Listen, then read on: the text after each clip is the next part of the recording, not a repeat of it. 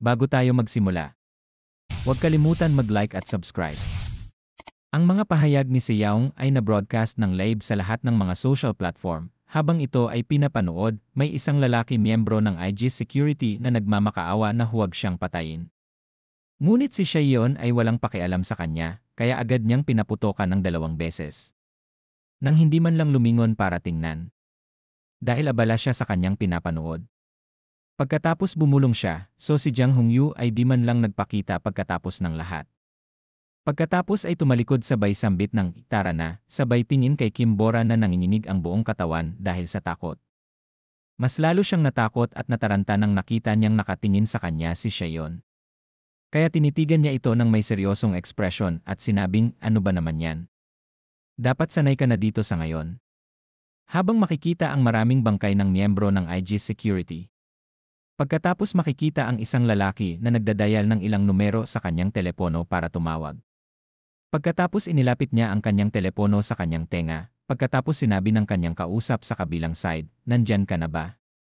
At sumagot siya ng, "Papunta na ako doon ngayon, pero sa tingin ko kailangan ko munang makita ang bata." Mahinang tanong ni Dian, "Ang ibig mo bang sabihin ay si Tak Seyaong?" Sumagot siya.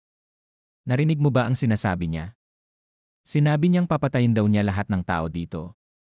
Sinabi ni Dian na hindi siya naniniwala. Kaya tinanong niya ang matanda kung ano ang ibig niyang sabihin. Kaya sinabi ni Dian na hindi ako makapaniwala na sinasali mo ang iyong sarili sa bagay na yon. Sa lahat ng oras ay tahimik ka, hindi nag-iwan ng bakas sa iyong sarili sa likod.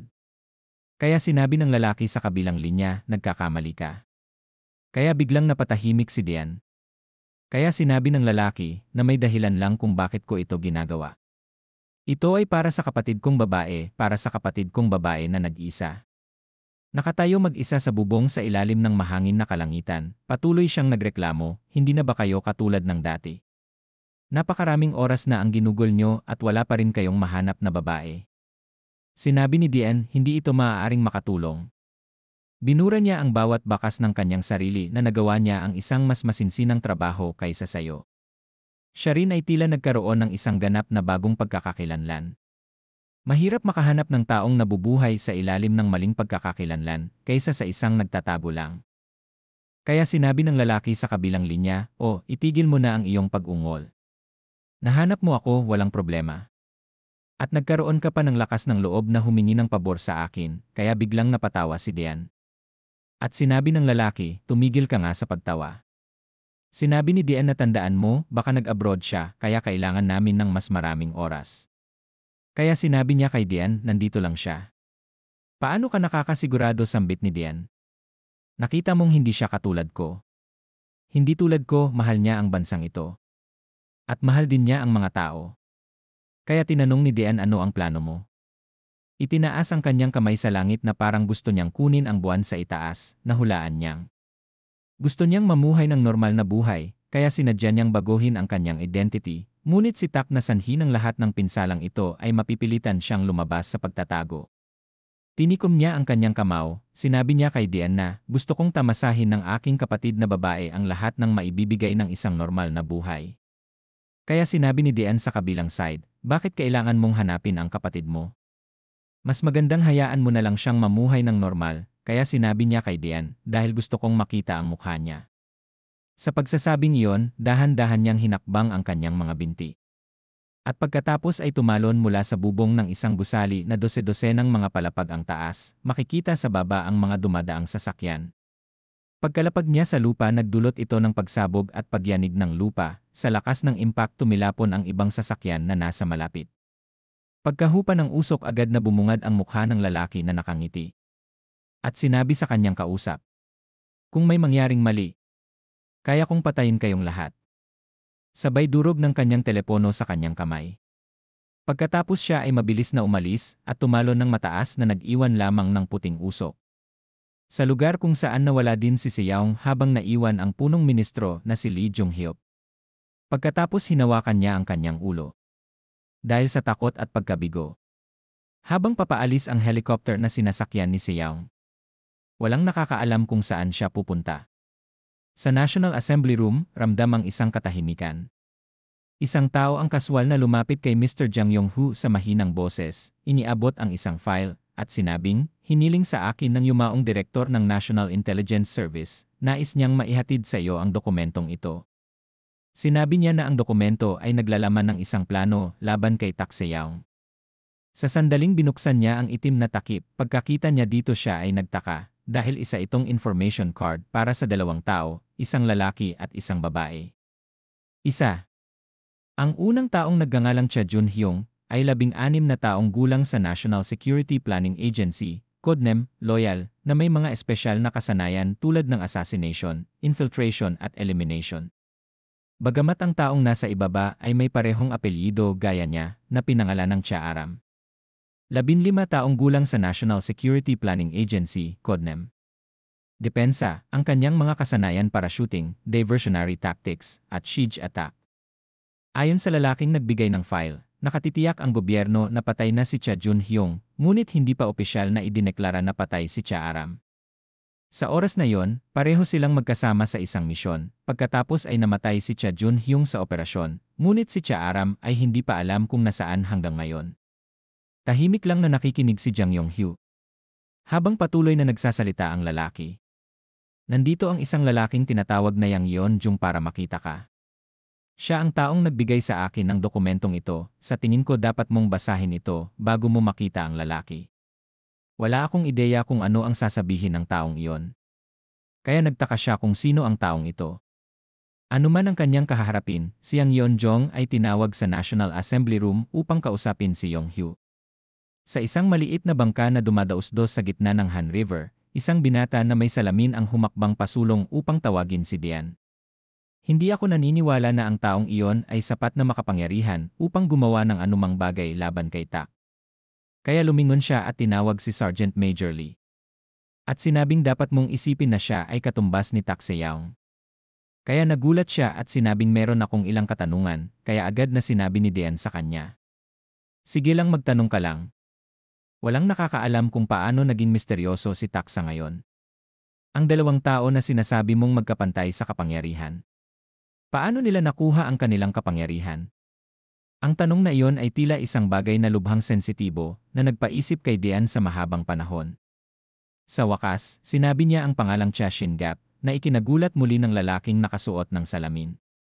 Kaya sinabi ni Dian, siya mismo ang nagpalaki at nagsanay sa mga kapatid at siya ang isa sa mga taong nagtatag ng ating pansamantalang pamahalaan. Bigla siyang nagulat pagkarinig niya nito at sinabing, ano? Kaya bigla siyang umungol ng malakas pero narinig ko na ang dalawang magkapatid ang naglipol sa ating organisasyon. Tama, hindi itinanggi ni Dian, pinatahimik siya. Ako at ang mga pinuno ng grupo ay nakaligtas dahil sa tulong ni Maruchi.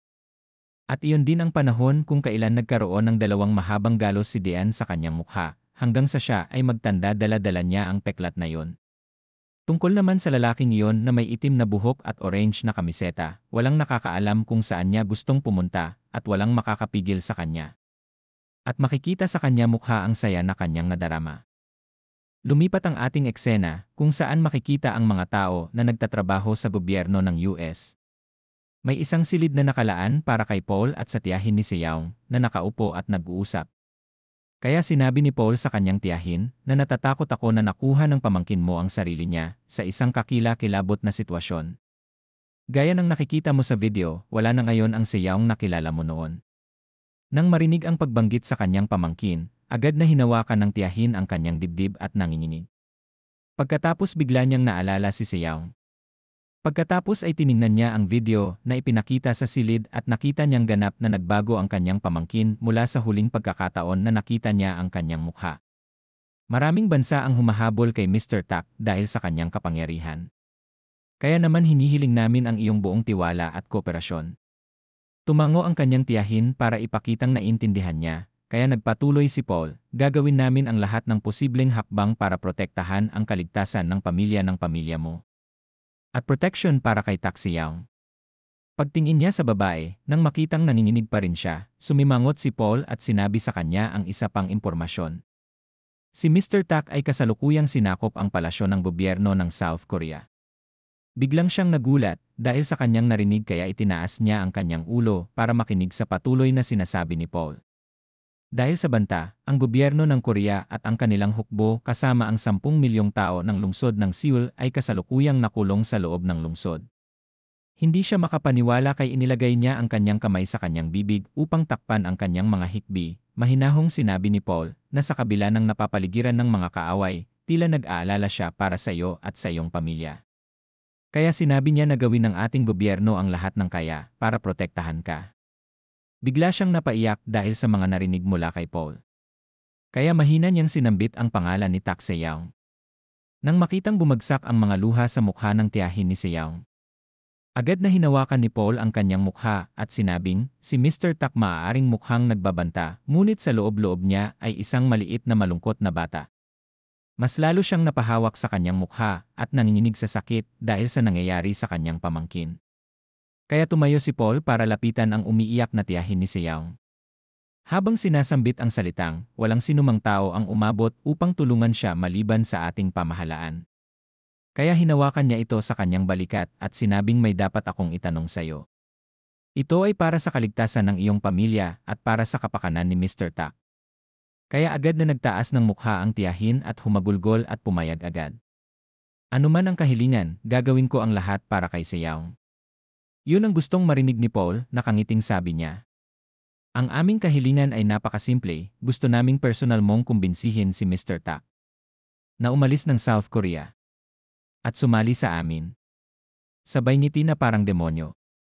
Ang sitwasyon sa Seoul ay kasalukuyang lubhang magulo. Sa una, si Tak Se-young ang naging sanhi ng sitwasyong ito, ngunit ang dumaraming karahasan sa mga lansangan ay ginawa ng mga kabataan. Ang pinuno ng isang gang at lahat ng bumangon sa pandarambong, na naging sanhi ng isang dating napakaunlad na lugar upang maging isang larangan ng digmaan sa loob lamang ng ilang araw dahil nadama ng mga residente na magagawa nila ang anumang gusto nila sa oras na ito nang hindi kinakailangang magbayad para dito. Ang helicopter na sinasakyan ni Se-young ay patuloy lang sa paglipad habang makikita ang mga gusali na umuusok at halos masira na. Ang kawawang piloto na si Han Jae-hyun ay hindi makapaniwala sa nasasaksihang eksena sa baba. Sa loob lamang ng 2 araw, umusbong ang karahasan sa lahat ng dako. Ang pampublikong pagnanakaw at paninira sa mga komersyal na lugar ay unti-unting lumilikha ng isang larawan kung saan ang malalakas ay nangaapi sa mahihina at ang mahihina ay nangaapi sa mahihina. Si Se-young ay nakasakay sa gilid ng eroplano, tumingin sa paligid ng lungsod, na napagtanto na sa mga panahong tulad nito, ang kalikasan ng tao ay malinaw na nahayag. Nanlaki ang kanyang mga mata dahil nakita niya ang mga tao na nagtutumpukan sa ibaba kung saan merong nakatayo sa gitna at pinapalibutan ng lahat ng mga tao. 2 tao ang nagsanib puwersa, ang isa ay gumamit ng stick para hampasin ang isang lalaking nakasuot ng puting kamiseta ng masigasig sa mukha. Bigla silang nakarinig ng malakas na pagsabog sa likod nila, sa lakas nito nagsipagtalsikan ang mga bato kung saan-saan. Dahilan para magpanik sila at lumingon ang lahat para tingnan kung sino ang may gawa ng malakas na pagsabog. Makikita ang napakakapal na usok dahil sa pagbagsak ni Se-young. Maya-maya ay biglang lumabas si Se-young mula sa makapal na usok. Maraming tao ang nagulat dahil hindi nila inaasahan ang pagdating ni Se-young. Sa halip na matakot at tumakas tulad noong nakaraang pagkakataon, ang mga kabataang ito ay sumigaw ng malakas at sinisigaw ang pangalan ni Se-young. Hindi natatakot sa isang sikat na mamamatay tao at terorista sa buong bansa. Patuloy nilang tinawag ang pangalan ni Tak Se-young, puno ng pananabik ang kanilang mga mukha. Walang naintindihan si Han Jae-hyun sa eroplano. Hindi niya maintindihan kung bakit sinisigaw ng mga lalaking ito ang kanyang pangalan. Nakatayo si Se-young habang seryoso niyang pinagmamasdan ang mga taong nasa gitna. Sa gitna ng mga tao kung saan ang lalaking nakaputing shirt na nabugbog ay nakadapa ngayon sa sahig. Masayang nakangiti ang 2 lalaki na nanakit sa kanya nang makita nila si Se-young. Tapos ang lalaking may salamin ay binati siya na parang matagal na silang magkakilala. Ikaw ang aming bayani. Binigyan mo kami ng lakas ng loob na panindigan ang sarili namin. Pagkatapos makikita ang dugo ang mukha ng isang lalaki na binugbog ng mga kabataan. Tingnan mo ang lalaking ito, pinapatay namin ang lahat ng taong nagpahirap sa amin noon.